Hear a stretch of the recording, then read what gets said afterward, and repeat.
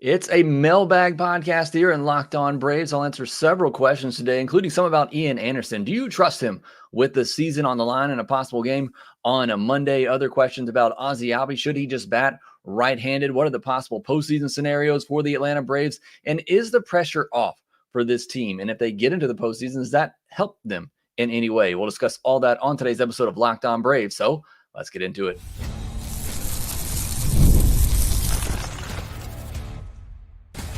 You are Locked On Braves, your daily Atlanta Braves podcast, part of the Locked On Podcast Network, your team every day.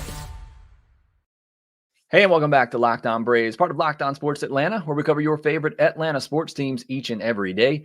I'm your host, Jake Mastriani. You can follow me on social media at Shortstop Ball. Check out the podcast there at LockedOn_Braves. Subscribe to us on YouTube if you're new. Please hit that thumbs up button, as it does help the show a ton. And if you're listening on the audio version, please leave me a 5-star review on Apple, Spotify, or wherever you get your podcast. It is a Mailbag Friday, so we got a lot of questions to answer on today's episode. Actually, we only had 10 submitted. We usually get around 20 or so. So if you're here with me live, submit those questions here. Maybe I'll get to answer some of those later, but still a lot of good questions to get into, talking about Ian Anderson, Ozzie Albies, what does his future look like, postseason scenarios, and is the pressure off this team, and so many more. We'll discuss those and answer those all on today's episode. And this episode is brought to you by Booking.com. Booking.com, yeah. The right stay can make you a fan of any city, even your baseball rivals. Book today on Booking.com, the official accommodation partner of Major League Baseball. Get the Booking.com app today. Well, let's jump right into the questions here. I got a couple on Ian Anderson that I wanted to answer. The first one from AA, who says, do you think Ian Anderson is brought up at any point? I think I saw where Lopez is ready to come back, and it's jump up to the team when he pitches. Does Lopez start, or do you think that they would put him in the pen since he isn't able to do a rehab start? And another question from Caden Hurd, who says, do you trust Anderson enough to play in a game 2 of the Mets series if needed? I want to start talking about the Ian Anderson question here from both these guys, and I'll touch on Lopez as well and what I think his role could be. But if you look at Ian Anderson and where he is right now, it feels like the Braves are not going to call him up this year and try to save that option that they have with him. If you were to call him up now, you lose that final option, and that become into play next year, where if you needed to move him around or do something with him that you could there. If you wanted to, you certainly could bring him up if you think he's going to have an impact this season, and if you think he can give you a good start. But here is the kicker. The season is on the line. You got a guy that is coming off injury, a guy that before he was injured had gotten demoted. Is that the guy that you want to trust your season with? Look, and I was somebody that I thought when Lopez went down initially, I thought Ian Anderson was going to be the guy that they called up to just take over that spot. And if you did that, then you'd at least have a turn or two through the rotation where you could see what Ian Anderson offers and kind of then judge, was he the right call, or do we need to, pivot to Grant Holmes or AJ Smith-Shawver or somebody else? But the fact you did not do that, I don't feel comfortable calling him up in most crucial games of the season on the last day of the year to give you a start. I think at that point, I'd rather go with a Grant Holmes, or to answer AA's other part of AA's question, a Reynaldo Lopez. And it's very interesting what they could potentially do with Reynaldo Lopez. Do they use him as a starter? Do they throw him in the bullpen? What I would do, and I am not a manager, certainly, and I am not a front office executive, what I would do, I'd use Reynaldo Lopez and Grant Holmes in tandem. I'd start Reynaldo Lopez as that's what he's been doing most of this year, and Grant Holmes has gone back and forth this season. I know Lopez is capable of doing it. You could set it up either way. I just prefer to start Lopez, let him get you through a lineup once or twice, kind of see where he is, and then go to Grant Holmes and see if those two combined can get you 6 strong innings. I mean, and Grant Holmes has been fine. His last outing, I think he gave up 2 hits through 4 innings, and both of those just happened to leave the yard. But that's what I would do. I would pair those 2 guys together for one start, whether that's over the weekend sometime, either Saturday or Sunday, or whether that's in one of the games on Monday. I would pair those 2 together. Again, I'd start Reynaldo, see how long he can go, see what the stuff looks like, and then I'd use Grant Holmes after him and see if those 2 can combine, get you through 5.5, 6 innings. And, obviously, hopefully put up good results. But that's what I would do with both of these guys. Obviously, Ronaldo's not going to be able to come out and, I don't think, at least give you 70, 80 pitches, but can he give you 60? And then you got Grant Holmes, who we know can give you 70 or so. Again, they have to be quality innings. These are postseason games. If one of them goes out there and they just don't have it and get blown up, you got to pull the plug immediately. But that would be my game plan. That's what I would try to do with these two guys. I would piggyback those two. And again, you can do it in either order. I would prefer to start Ronaldo Lopez, but that's what I think. That's what I think they should do. That's what I would do. But we'll see what happens. Either way, I think you're going to see both of those guys at some point this weekend, or I think you're going to see one of those guys at some point this weekend start a game. Again, then how they utilize the other after that, if they do it all, we'll have to see. I think Lopez is going to start. I really do. Everything you heard from Lopez and everything you've heard from the Braves say that he feels good and that he's ready. Lopez says that he's ready to come back in any role. And if that's the case, I think you just start him. That's what he's been doing all season long. I think you just give him a start, see how far he can go. Like I said, then depending on the situation, maybe piggybacking with Holmes, or hey, maybe Lopez is able to get you 4.5 innings. And then maybe you go with some of your top relievers. You try to get an inning plus out of Dylan Lee, Pierce Johnson, Jimenez, and Iglesias to try to close it out. Again, it all just kind of depended on the situation, but that's what I would do. And again, if Lopez says he's ready to go, I just start him. And that's certainly what I think the Braves will do in one of these games. Joey Milby says, I know we have Soler and Kelnick coming back next year, but any chance we re-sign at Laureano? I may be alone, but I would be okay if we moved on from Jorge or Jared to make a room for him.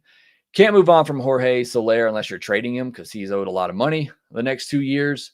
Jared Kelnick, you could certainly, trade as part of another move, or just, simply let go. I don't think they're going to do that. You wouldn't do that over a guy who's still young, controllable, and cheap, but they certainly could trade him. Laureano is under control for 1 more year, so the Braves don't have to re-sign him. He has 1 more year of arbitration left. It's probably going to be around $7 million, I think, for 1 year, his last year of arbitration. So the Braves have some control over Laureano. It's whether or not they want to pay $7 million for a guy who's going to be their 4th, maybe 5th outfielder going into next year if everybody's healthy. So again, that's a decision the Braves are going to have to make if they even want to tender him a contract. Kind of a similar situation, I think, with Adam Duvall, where although I think Duvall was going to make more than that in his last year of arbitration, but do you really want to pay that much for a guy who, again, if everybody's healthy and as great as he has been, he's probably going to be your 4th or 5th outfielder on the roster next year. So that'll be an offseason decision, but the Braves do have control over him for next year. Leland Hurt says, what a mess, but I have a couple of questions. Do we have to sweep Kansas City, or can we win the series 2 out of 3 and get in if the Padres win 2 of 3 against the Diamondbacks? Will both games on Monday be necessary if above happened? So I talked about this a lot on yesterday's podcast, the postseason scenarios. And the easiest way for me to explain it is that at the end of this weekend, so after Sunday's games, if the Braves and the Diamondbacks have the same number of wins, the Braves would clinch a postseason spot because they would have the tiebreaker over the Diamondbacks. Do that against the Mets, they'd have to have a 2-game lead over them. But just to make it simple, we're just talking about the Braves versus the Diamondbacks here. The Braves have to end the weekend with the same number of wins with the Diamondbacks. What that would require is 2 possibilities. 1, the Braves could win the series, just win 2 out of 3 against the Royals, and the Diamondbacks get swept. Or if the Diamondbacks win 1 game and the Braves sweep the series, then the Braves would clinch that way too. So there's 2 possible ways the Braves can do it, either by winning 2 games or all 3 games. But one of those things has to happen, and they need some help from the Padres, which, by the way, the Padres don't have anything to play for right now. They lost to the Dodgers on Thursday night, which was a real bummer because they still had a shot at the division, but now they don't, and they've already pretty much wrapped up, or they may have actually wrapped up that top wild card spot. So there's not really much for the Padres to play for at the moment, and that is a huge bummer for the Braves. Now, certainly there's the integrity of the game, and if I'm the Padres, hey, I still want to keep up that intensity and have it going into the postseason, but you got to imagine they're going to dial it down just a little bit to try to stay healthy and prepare for the postseason. So again, that was a real shot for the Braves' chances, because if the Padres go into that series, they're still fighting for the division with the Dodgers. Maybe they got a little bit juice and something to play for in there. And now it's basically just playing for pride, which is big. And I'm not saying the Padres are going to go in there and just lay down to their in-division rivals. But again, I can't imagine they're going to play with the same intensity and desire to win that they would have, had they won on Thursday and still had a division to fight for. The other part of Leland's question, was there consideration to moving the final 2 games with the Mets to New York? I can't imagine there would be. Only thing that I thought about possibly if you wanted to help the Brewers out a little bit or help the Mets out a little bit, that maybe the Braves could fly to Milwaukee where the Mets are. And you'd also, that stadium has a dome, retractable roof, so you don't have to worry about any type of weather situation. The Braves aren't going to do that. The Braves obviously want to get that gate at home, even though it is, 1 gate and they're not separating it for 2 games. But I don't think New York was ever consideration, but there might have been an opportunity and a conversation about playing those games in Milwaukee. But either way, that's not the case. Not going to happen. If those games are played, they'll be played in Atlanta. Unless something changes and MLB actually steps in and makes an executive decision. But I don't think New York was on the table or should have been on the table at all. All right, we got a lot more questions to get into here. Also got some from the chat as well that I'll try to answer. We'll get into all of those here next. With Robinhood Gold, you don't need a silver spoon to eat up the financial favors of the 1%. Robinhood Gold allows others to get the rates and perks usually reserved for the high society. Now, the resourceful individual with Robinhood Gold can earn the very liberal rate of 4.5% APY on uninvested cash, receive unlimited 1% deposit bonuses, and be rewarded with a handsome 3% retirement boost on an IRA account. Robinhood Gold provides the privileges of a high net worth for any net worth. These generous benefits are now available for only $5 a month. The new gold standard is here with Robinhood Gold. Sign up at Robinhood.com, Robinhood.com/gold. Terms apply. For product specific disclosures, visit Robinhood.com/gold. Investing involves risk. Rate may change. Gold membership is offered by Robinhood Gold LLC.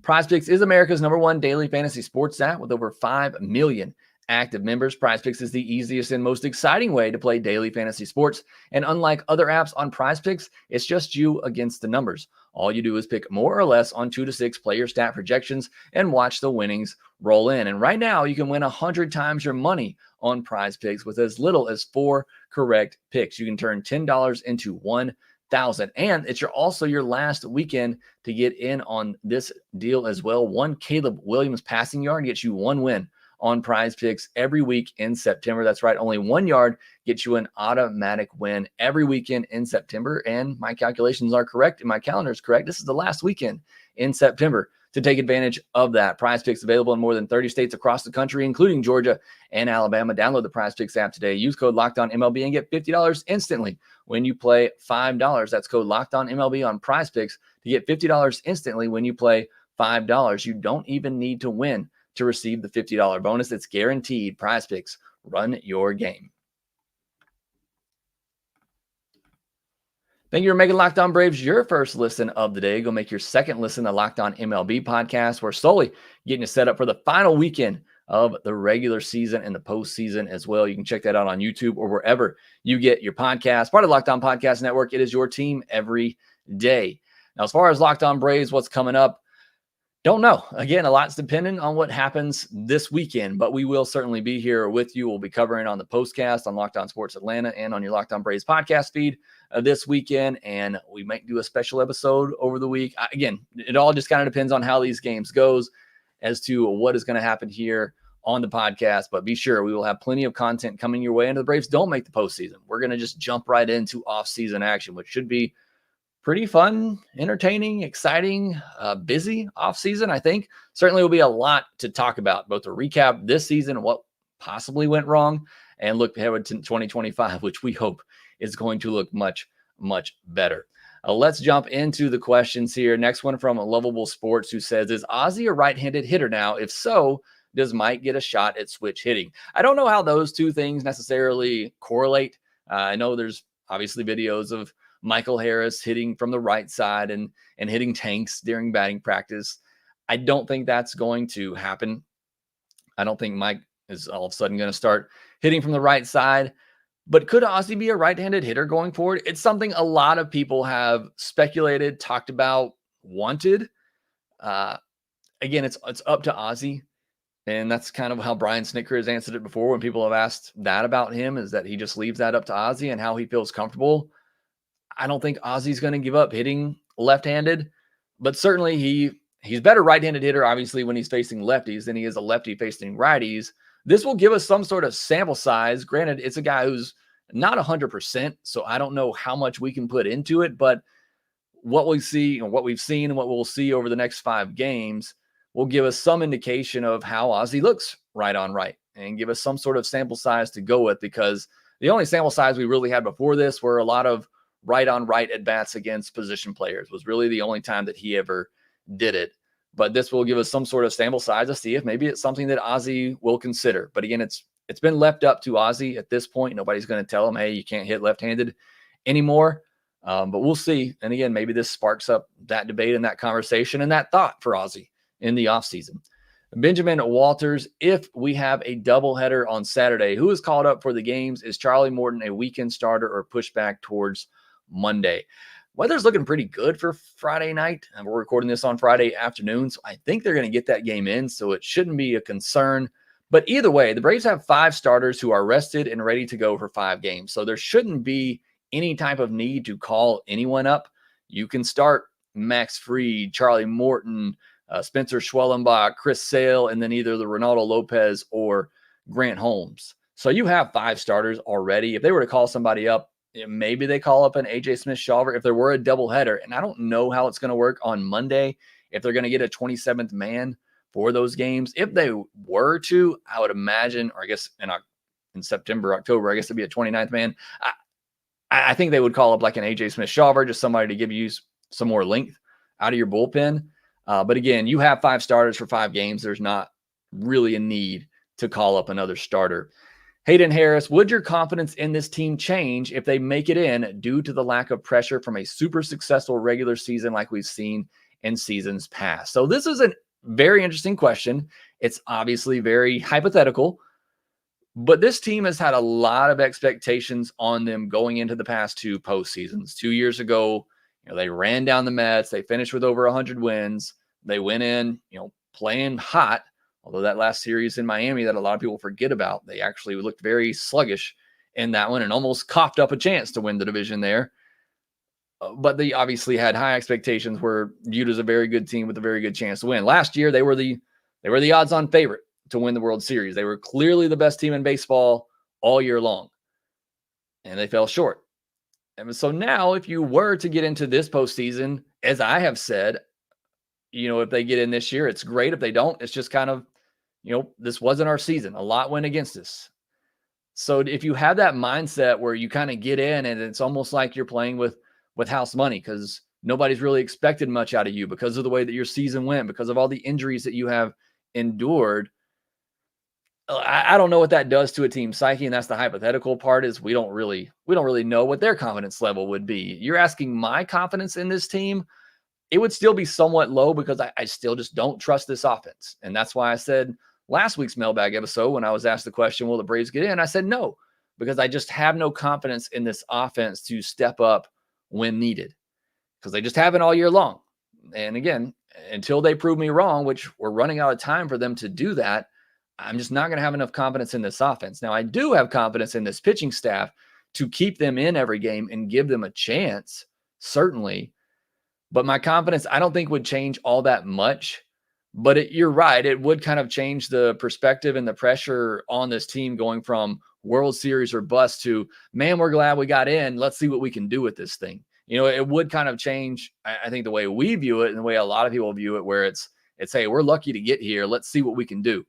Let's see if we can make a run rather than we're expected to make a run. We're expected to win a World Series. I don't think anybody should be expecting that of this team. I think you should be grateful if the Braves get an opportunity, and you should be grateful for whatever type of run that they make with the way the season has been and the number of injuries that they've had. A couple more questions here. Again, if you have some, you're here with me live, make sure that you post it in the chat section here. Put a question mark at the end of it so that I know you're asking a question, and I'll try to get to that in our final segment.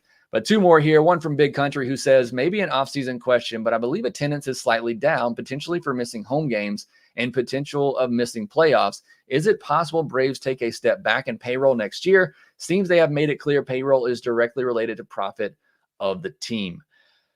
Haven't looked at attendance numbers. I wouldn't be surprising if it took a step back. Again, I've talked about this when I went, my last game that I went to, I was actually pleasantly surprised at how many people were there when you consider that all of the jerseys being worn around the ballpark were either Acuna, Ozzie, or Riley, or Strider. And none of those players at that time were there. Obviously, Ozzie is back now, but you're talking about a team that went from being one of the most exciting teams in baseball to watch, that you took all the fun out of that team. So it would make sense that fans aren't necessarily flocking to go see this product of the Braves. All that said, I think the Braves were likely going to step back in payroll anyway. And again, this is an off-season discussion that we'll talk a lot about, but the penalties for going into the luxury tax 3 years in a row get rather significant. And this next year, if the Braves were to do it again, it would be the third year in a row. And we've seen the highest salaried teams in baseball avoid that. The Angels, the Dodgers, the Yankees, they have all, going into that third year, they've taken a step back in payroll to get under that luxury tax threshold. So I even thought, before any possible attendance being down or profit being down or anything like that, which we don't know. Braves are a publicly owned company, so we'll get that verified. But even before or without all of that, I thought there was a good chance the Braves take a step back in payroll this offseason anyway. Final question here. Brandon Bushnell says, is the future manager of the Atlanta Braves, whether that's next year and 5 years, currently in the Atlanta organization, or do they go outside the organization? I feel like I've answered this question as well before on here, but I'll answer it again. I think if it is internal, I think it's either a Walt Weiss, maybe even an Eddie Perez. I don't know if he's quite ready for that type of role.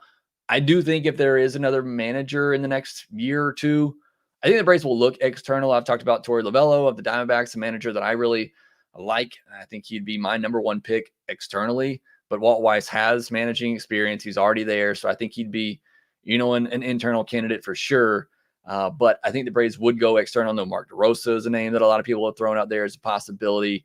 So it'll be a fun conversation, certainly, if that happens. I don't think it's going to happen this offseason. I've speculated that I think it happens after the 2025 season when Snitker's contract is up. But certainly, I think there'll be some solid candidates that the Braves could go after. All right, next we'll get into some of your live questions that have been submitted here. Again, keep sending those in. I'll try to answer those here in the next segment. We'll also talk a little bit about the upcoming series with the Royals and one big piece of advice to win the Royals series. I'll talk about that here next. This episode of Locked On Braves is brought to you by Booking.com. Booking.yeah. Explore the U.S. cities you have always secretly wanted to learn more about. Other baseball cities, of course, with Booking.com. With hotels, bed and breakfast, vacation rentals, resorts, and so much more on Booking.com, you might just find your perfect stay, even in your baseball rival's city. With the postseason getting ready to kick off, maybe you want to plan a trip to watch a postseason game. Maybe you'll get to see the Braves in San Diego, Milwaukee, maybe Philadelphia. I know that sounds bad to say, but hey, at some point, you got to go there to knock that stadium off your bucket list. And when you're ready to do that, make sure you book that trip through Booking.com. The right stay can make you a fan of any U.S. city, even your rivals. Book today on Booking.com on the site or in the Booking.com app. Thank you all again for joining me here on today's episode. We'll take some questions here from the chat section, as I didn't have a lot of questions submitted today, but I do appreciate all those that were turned in to be answered on today's episode. I got several coming in from Laro Bond. Says you probably don't want Soler to play the outfield anyways. Acuna wouldn't be an option because of possible hurt knee again. So Laro's talking about Acuna going to DH next year. Marcell Ozuna is going to be back. The Braves have a team option, a $16 million team option that they would be absolutely insane not to pick up for a guy who's been one of the best hitters in all of baseball for nearly 2 years now.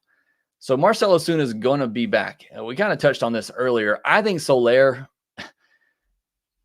again, this all goes back into the discussion to why you traded for him in the first place. And I know he's kind of been better at the plate here lately and giving you what you wanted, but it just causes a mess, honestly, and it's an expensive mess.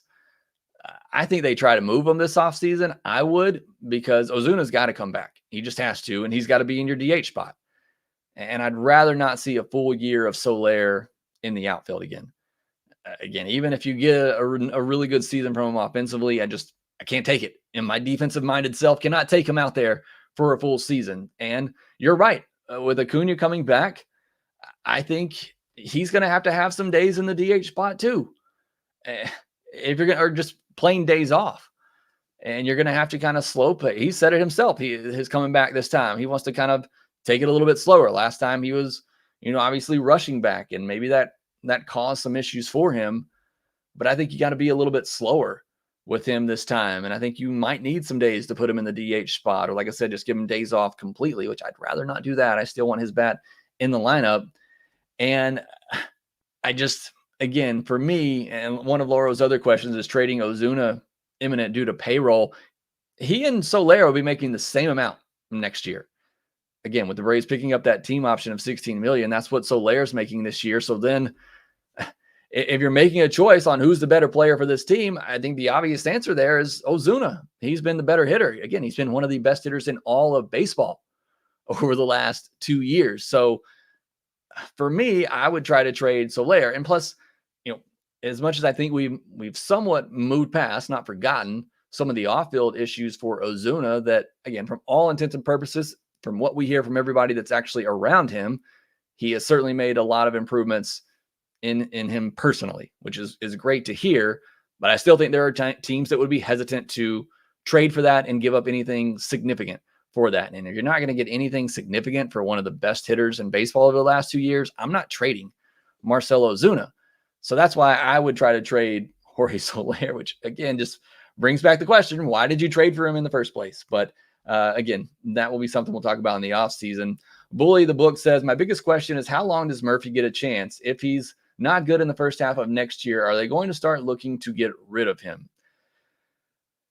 That's a good question. And look, you listen to this podcast, you know that I'm a Sean Murphy supporter, but it was a rough second half of last year. This season obviously feels like a wasted year. He got hurt on opening day. He looked good at times when he came back. And then here it is 2 years in a row, though. I don't know what it is with this, but it is 2 years in a row now where both catchers have been awful in the last 2 months of the season. I know everybody's been pushing Travis d'Arnaud, and I still feel like he probably gives you the better at bat, but he's been awful for a while now. And it's 2 years in a row where both of your catchers have been awful in the final 2 months. And so is that due to the fact that they're playing every other day and they can't get in a rhythm, which was the excuse that I made for them at the end of last year? I don't know what's going on with that. They're splitting time. They shouldn't be tired, but they are playing every other day.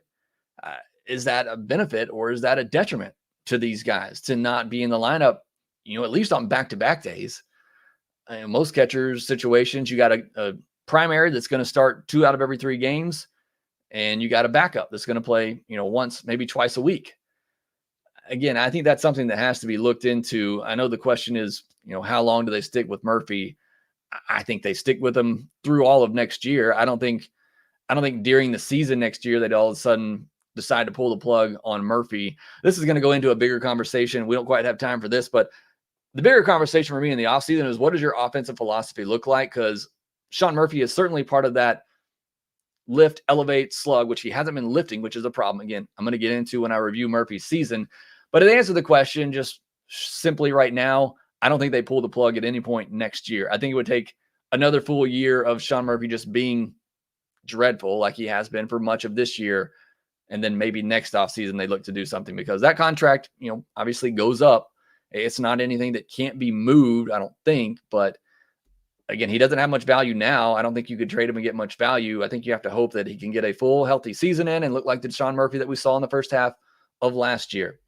And then one more question I had here. Ben BNW says, Chipper has been vocal about the hitting philosophy. Is there a chance we see him enter the coaching staff formally with some coaching struggles this year? I think that's all dependent on Chipper. He's taken a step back. His own son came on social media to say he took a step back to be with his family more. So again, I think it's really just on Chipper. And what he wants to do. I think if he wanted to be a hitting coach and wanted to be the full-time hitting coach and that option became available, look, even I think if the option wasn't available, I think the Braves would certainly consider it, but clearly his philosophy doesn't line up with what the Braves' current philosophy is. So I don't know how that fit would be. But I do think at the point that Chipper wants to become a full-time hitting coach, I think that opportunity will be available to him. All right, I'll get back into this Royals discussion, but thank you so much for all those questions, both submitted on social media and those who join me here live. But let's talk briefly about this Kansas City Royals series. The Royals' magic number to clinch is 1. They don't have to win a game this weekend. You need to be cheering for the Twins to lose once. Hopefully that happens on Friday, because then the Royals would have nothing really to play for in the final 2 games other than maybe seeding, either getting that 2 or 3 seed in the American League wild card. But the Royals are coming into Friday still, fighting for something. And that's obviously not ideal for the Braves, who, again, I don't think any team's just going to roll over, but I think it would help. But I'll tell you the one key to beating this Royals team: let somebody, or make somebody rather, other than Bobby Witt Jr. beat you. Their offense has been terrible. You look over the last 30 days, he's the only batter in their lineup with an OPS over 700, and his isn't over 800 during that stretch. They had a run there where they didn't score for a while, but what keeps them in games, the same thing that keeps the Braves in game, their pitching staff has been really, really good, and that's what has kept them in games. They had back-to-back games against the Giants that they didn't score, and then they had back-to-back games against the Nationals where they shut them out.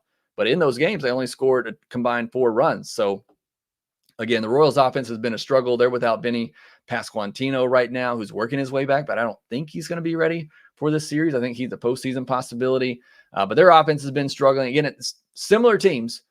Good pitching is what mostly has carried the Royals, but their offense has certainly gone down here as of late. And again, a lot of that started with when they lost Vinny Pasquantino, and the Braves know all about losing some of their best hitters this year and how that's affected their offense.